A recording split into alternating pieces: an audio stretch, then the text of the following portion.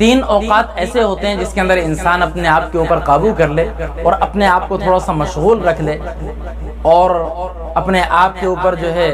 وہ کسی ایسی لائن پر لگا دے کہ جس کے اندر اس کا نقصان نہ ہو، تو اس کے اوپر شیطان حملہ نہیں کر سکتا۔ اور شیطان ان تینوں جگہ پر انسان کے اوپر حملہ کرتا ہے۔ ایک، جب انسان سونے کے لیے لیٹتا ہے، اگر اس کے اندر اپنے آپ کو سوچوں کے اندر مبتلا کرے گا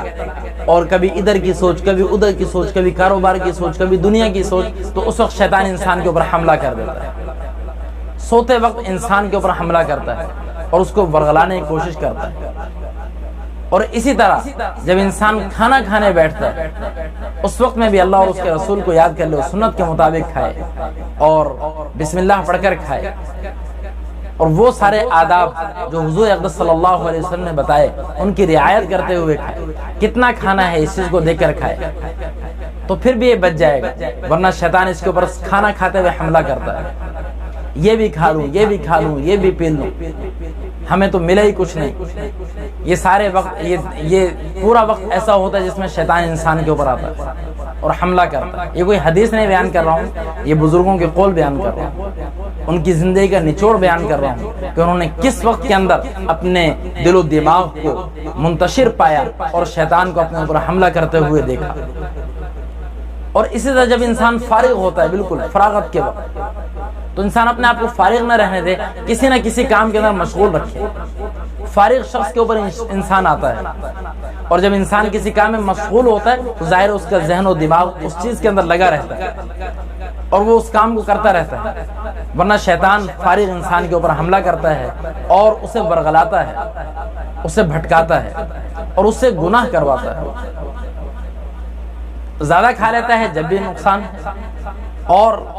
زیادہ سو جاتا ہے جب بھی نقصان ہے۔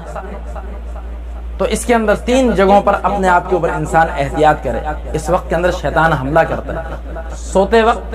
اس کے اندر ذکر اللہ کا کرتے ہوئے، تلاوت کرتے ہوئے، درود پاک پڑھتے ہوئے انسان سو جائے، اپنے آپ کو اس وقت مشغول رکھے۔ کھاتے وقت کتنی دیر بیٹھنا ہے، کیا کھانا ہے، کتنا کھانا ہے، کن چیزوں کی رعایت رکھنی ہے، اللہ کا نام لینا ہے، حضور کی سنتوں کے اوپر عمل کرتے ہوئے کھانا ہے۔ اور اس طرح جب فارغ ہو کہ اپنے آپ کو فارغ نہ رہنے دے، کسی نہ کسی کام کے اندر لگا دے، اور کچھ نہیں، اپنے آپ کو مطالعے کے اندر لگا لے، مطالعہ کرنا شروع کر دے، اسلامک کتب کا، دینی کتب کا، معلوماتی کتبوں کا، ان کتابوں کو پڑھنا شروع کر دے، فارغ نہ انسان اپنے آپ کو رہنے دے۔ اسی طرح علماء فرماتے ہیں، انہوں نے بہت ساری چیزوں کا نچوڑ نکالا کہ تین جگہوں پر انسان اپنے آپ کو قابو رکھے، تین جگہوں پر تین چیزوں کو قابو کے اندر رکھے، تو پھر بھی بہت سارے شیطانی حملوں سے انسان بچ جاتا ہے۔ ایک تو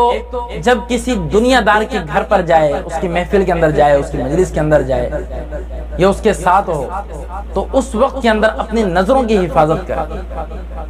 کہ اس کو اللہ نے دنیا دے رکھی ہوتی ہے اور ہم اس کی دنیا کو دیکھ کر جو ہے لالچ کریں گے اور ہمارا دل یہ چاہے گا کہ کاش ہمارے پاس بھی ہو،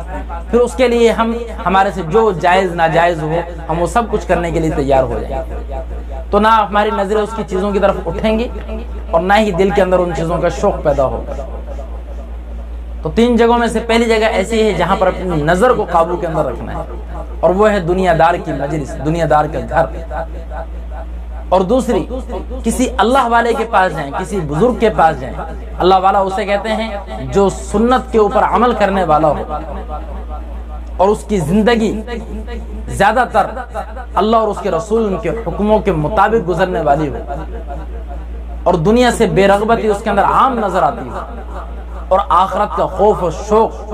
اس کے دل کے اندر موجود ہو اور وہ عیاں ہو اس کے لوگوں کے سامنے، دنیا کی اس کے نظر میں کوئی قیمت نہ ہو، اس کو اللہ والا کہتے ہیں۔ ہر کام کے اندر وہ یہ دیکھتا ہو کہ میرے نبی کا طریقہ کیا ہے۔ فرمایا جب ان کی محفل کے اندر جایا جائے تو اپنے دل کو قابو کے اندر رکھا ہے، اس کو ادھر ادھر کے وسواس کے اندر مبتلا نہ ہونے دیا جائے۔ کہ اللہ والوں کے بارے میں آتا ہے کہ وہ دل سے بات کو چرا لیتے ہیں، وہ دل کی کیفیت ان کے اوپر منکشف ہو جاتی ہے، تو اس وقت میں اپنے دل کو قابو کے اندر رکھیں اور تیسری جگہ جب کسی مفتی کے پاس، عالم کے پاس جائے، اہل علم کے پاس جائے، اس وقت اپنی زبان کو قابو کے اندر رکھے،